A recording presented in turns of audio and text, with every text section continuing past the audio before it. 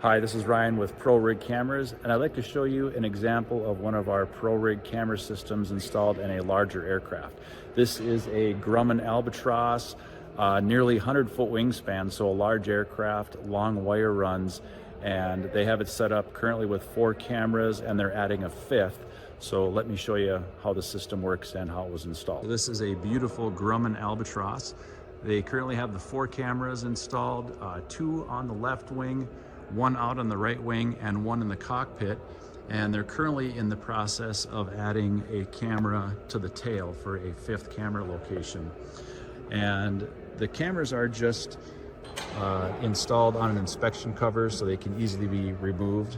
And on the back side of the inspection cover is where we installed the PSC, the power supply controller. So the wire runs are considerably long on this airplane. It's about a 100-foot wingspan airplane, so they're 30 to 40-foot camera runs. So we keep the PSC close to the camera, and then weatherproof case, pretty much a waterproof case for the camera, and then weatherproof USB ports on the inspection cover. So each camera has a wire run down the wing into the cabin area.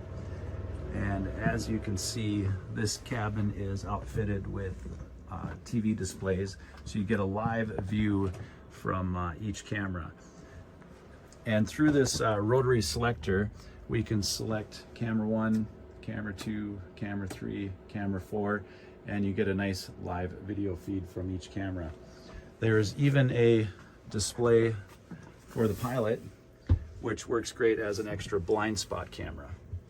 And then to hit record, just flip the record switch, and all 4 cameras, or soon to be 5, start recording. And you know that you're recording because on the display you get your record symbol and the amount of time that it's recording. If we go back to our video selector again, we can see each camera is indeed recording.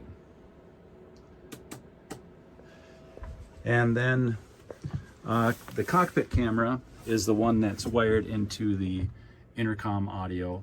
So anything heard through the headset is recorded onto camera 1.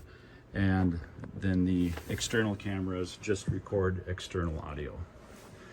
So the only thing that isn't run into the cabin is USB data. Usually our camera systems have a USB data port, so you can download all of the video files from each camera. That is the one thing that we're length limited with, is USB data transfer. So out on each camera, we just unplug the camera from the USB port and plug it into a laptop and download the video files from each camera. Otherwise, wire length runs, we're really not limited as long as we put the PSC, the power supply controller, out by the camera.